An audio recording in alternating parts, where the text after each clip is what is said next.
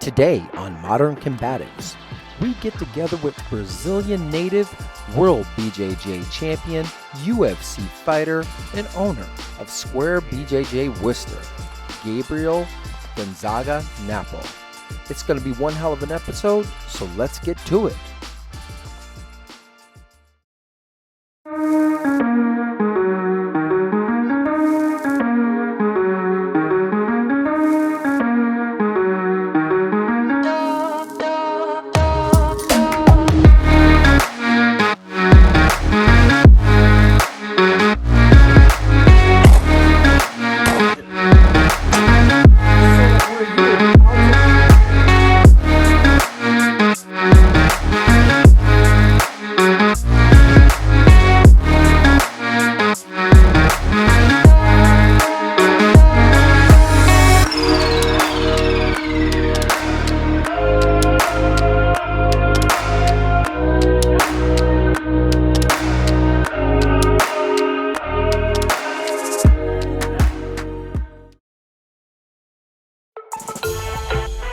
Our story begins today in Rio de Janeiro, Brazil. Famed for the Christ Redeemer statue on top of Mount Corcovado, Sugarloaf Mountain, the Copacabana, and the Ipanema beaches. Not to mention delicious food. And all that's nice, but for the martial maze, Brazil is best known for Vale Tudo fighting, capoeira, and the birthplace of Brazilian Jiu-Jitsu.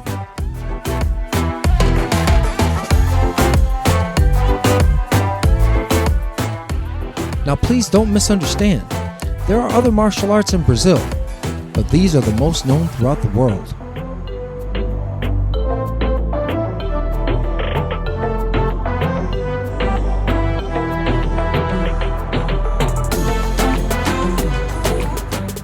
There are two systems of capoeira. All right, you have regional and you have Angola. So capoeira started with our ancestors who were enslaved and brought to South America. And right along, what came with them were the martial arts as well, as far as agriculture and all of that too. So capoeira is known for its fancy dance movements. All right, so they like to get low and they call it the ginga, which is like a sort of like a top rock.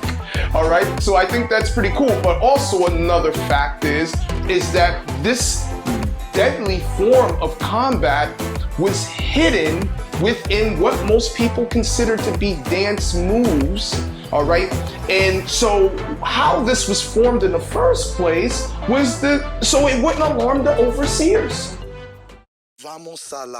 Any Brazilian Jiu-Jitsu practitioner that knows their history and lineage knows that Brazilian Jiu-Jitsu came directly from Judo. But not just any type of Judo, Kosen Judo. Now Kosen, sometimes referred to as collegiate style or university Judo, is heavy on the newaza. For those that don't know, newaza is ground fighting, which is the grappling part of Judo. This style of Judo was brought to Brazil by this gentleman, Maeda Mitsuyo Sensei, referred to as Mr. Impossible. Maeda Sensei was one of the 5 experts chosen to spread Judo across the world. Now, what's unique here, in a tradition that would later be passed on to the Gracies, is that Maeda Sensei, while traveling the world, competed in challenge matches to prove that Judo was an excellent form of unarmed combat, if not the best form. Because as we all know, fights end up on the ground. The culture of Brazilian Jiu-Jitsu is a unique one. Like with Judo, it's a completely defensive art. And I think that's a great sell. And people really enjoy that. And I say this because, it's one of the best arts, or one of the better arts for self-protection, self-defense. However, the only downside to Brazilian Jiu-Jitsu is it doesn't address more than one attacker. You're normally dealing with one person. It's a one-on-one style of combatives. But in the whole, it is still a very valid form of self-protection and self-defense. Maeda Sensei eventually made his way to Brazil, where he performed in the American Circus in Bellamy. The circus was co-run by Gustavo Gracie, father of Carlos Gracie.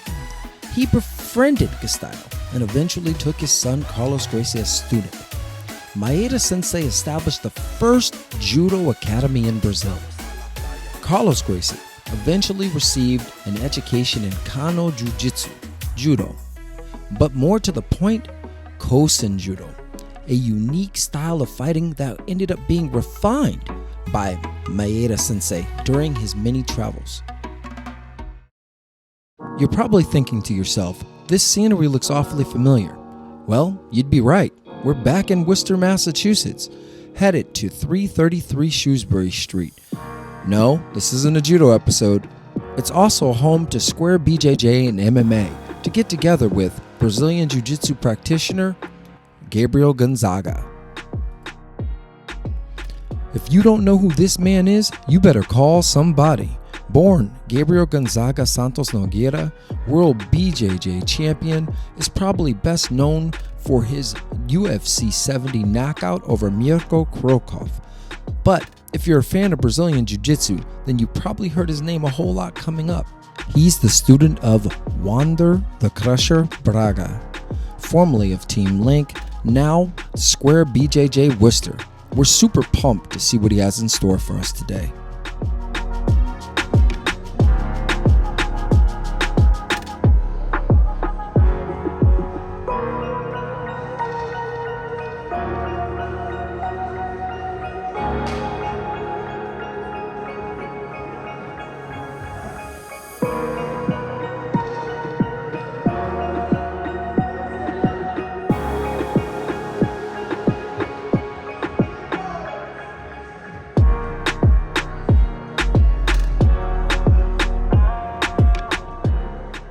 The overall culture, one of my first experiences with Brazilian Jiu-Jitsu was walking into a dojo, and I've heard horror stories, about people being smashed and this, that, and the third. I've never really experienced that. I had folks that were like with judo that were very welcoming as soon as I walked in.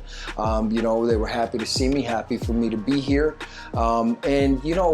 and it was really all about flow, just getting down, getting on the mat, leave the strength, because it's supposed to be or geared around structure. Go, 30 seconds. Nice combo. Don't stay in the same combo all the time. We're gonna time you.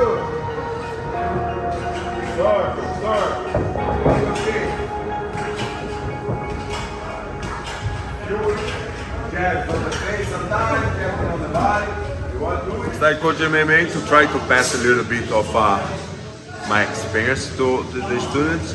I like the aspect of the self-defense, learn how to defend yourself, and MMA is a good way to learn that. And bring Jiu-Jitsu to some guys that know some stand-up. So we bring some ground game as well.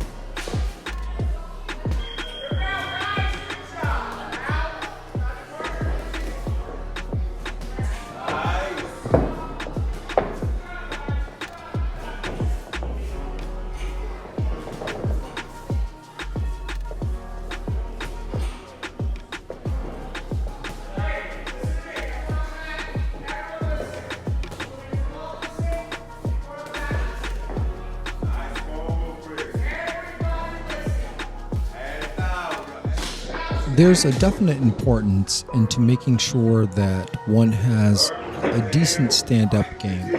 Even though we know that majority of all fights end on the ground, well, you have to be able to survive to get to the ground. Due to the loudness in the gym, I'm going to narrate this part. So Gabriel and I were discussing whether or not he allowed his students to strike when they're grappling on the ground. He was explaining that beginners when they're fighting no gi on the ground, are not allowed to really work any of the strikes, basically because the risk of an accident happening is pretty high. But the advanced students, because they're better at pulling punches and strikes, are allowed to kind of play at that level of the game. Makes sense. I dig it. It's easier to lose the control of the power and get hurt by accident. But when it's two pros, they...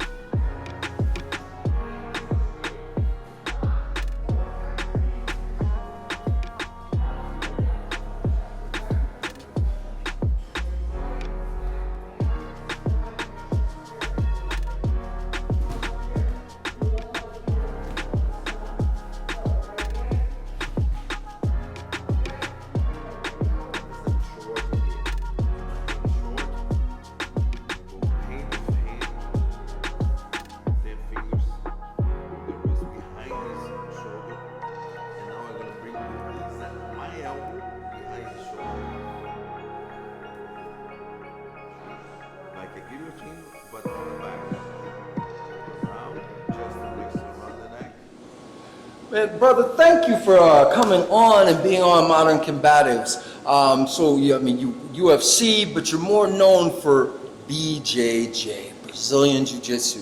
So what do you have for us today, sir? We can show a basic self-defense throw, then we learn to learn how to defend yourself, and you can apply in the tournaments as well, trying to be successful on that. All right, now who's the gentleman that's right here who's going to be Ukiing for you? Can I say Uki? Is that kind of the same? I know. Yeah, it's the same. Yeah, that's Evan. That's my best students right now here, helping me run the school. Oh, that's awesome. Now, where are we? No, I already know where we are. We're in Worcester, Mass, because that's where I live. All right, man, I'm going to get out your way and let you get right to it. Let's go. All right. Normally, the guys start with a swing on the street fight, but if it's not a street fight, if it's a regular tournament competition, the guy gonna reach for the lapel. Either way, he come with this high hand, can be to hurt me or to try to get my lapel. First thing first, I block it, don't want him to get close. Then I go around and I approach the distance, get the head. When I get the head, I finish the rotation,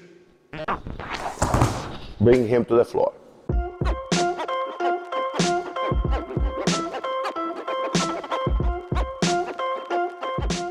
You got to love the effectiveness of a well-executed Koshi Garoma. Nice. Another thing we do a lot in Brazilian Jiu-Jitsu, bring the fight to the ground. When we bring the fight to the ground, we have more control of my opponent and less danger of a big swing knockout. So a good thing to do, to bring them to the ground and apply some submissions. And you can do in the sport and in the real life. In the sport is easier because we have the lapels here. So I start, I step in his belt, sit down, bring him to my guard. Now cross, deep, cross, and choke him. Let's see that again.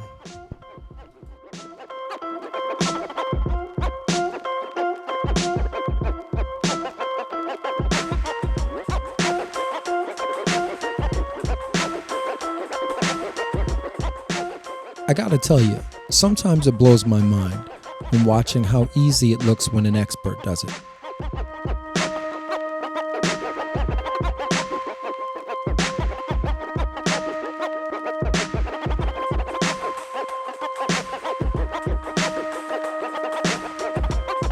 Sometimes when we are on the ground, but the guy didn't come to the ground yet. I'm gonna try to hold something to make sure he's not gonna get away or punch me. Step on his hips, bring it up. Now I have a control to get up. We see Uki's balance broken directly forward. The feet to the hips helps with rotation for the Jujigatami finish. Gotta love it. Here's another look from Uki's rear.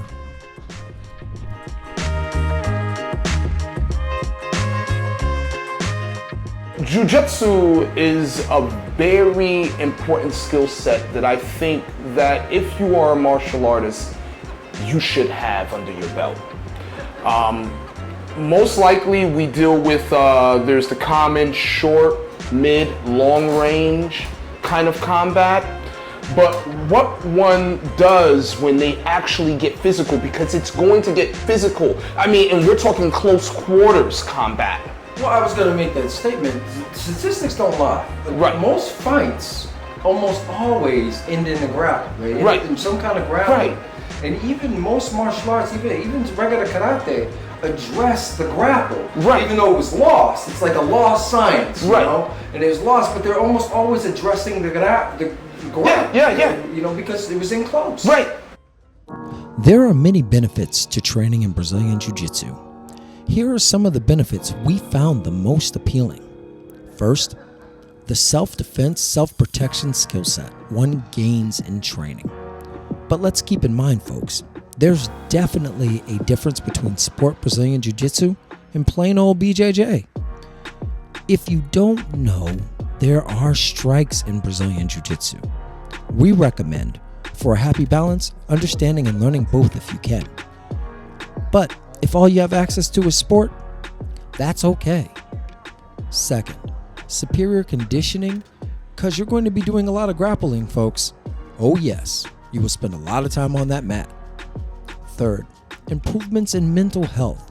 Because BJJ involves continuous growth and improvement, there's an inherent feeling of progression and fulfillment. This comes with training and going up rank. But regardless of rank, the training is the best part. I'm serious, it really is.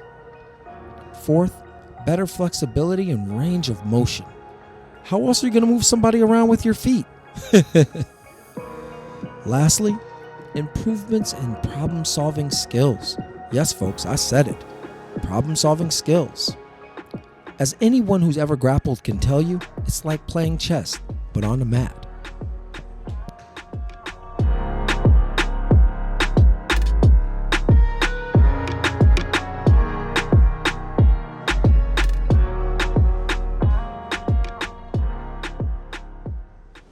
Brazilian Jiu-Jitsu with Gabriel Gonzaga, my man. Yo, that was pure fire. So we got to get a little bit of MMA, we got to see a little bit of the grappling on the ground, and then we got a bit of a lesson to what we can see out in the street and here. Now, I know where to find you, but where do the other people get to know where to find you? How do they find you, sir? We are here in Worcester, Massachusetts, 333 Shrewsbury Street. I'm here almost every day teaching the classes. Everyone's with me helping my classes. So just come to have fun. Can we find you on Facebook, social media? Social media, Gonzaga BJJ. You can find it on Facebook, Instagram, Twitter, all over the place. Now, one last thing before I go. You still kind of compete on the fly, right? Every now and again? Yeah, I just did compete on the react fight submission. I won on my fight by armbar. I'm always trying to compete just to have the fun and trying to keep active, because getting old, you need to keep active. Trying to keep himself frosty. All right, sir. Well, once again, thank you for being on Modern Combatives. My man, thank you for being on Modern Combatives. I'm Israel Lopez Sensei. I'm with Gabriel Gonzaga, Square BJJ, and you've been watching the Marshall Mays Modern Combatives.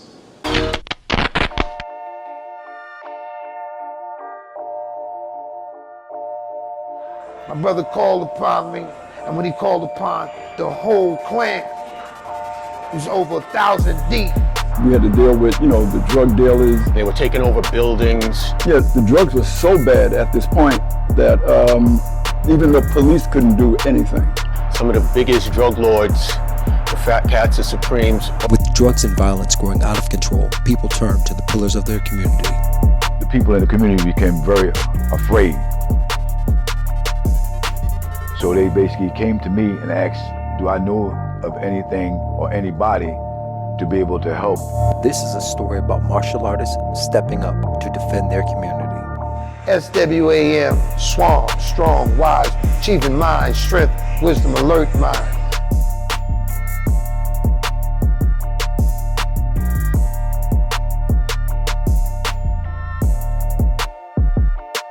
A Marshall Mays Special Edition.